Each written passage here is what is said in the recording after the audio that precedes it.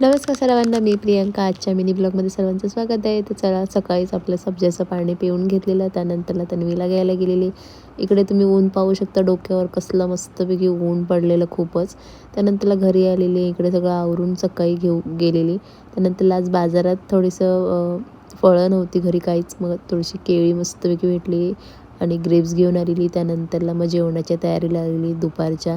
तर इकडे चपातीचं पीठ वगैरे मळून घेतलेलं. पहिले तन्वीला खायचं होतं ऑमलेट, मग तिच्यासाठी पहिल्या चपात्या करून घेतल्या. त्यानंतरला ऑमलेट केलं तिला आणि मला, आम्हा दोघींनाही.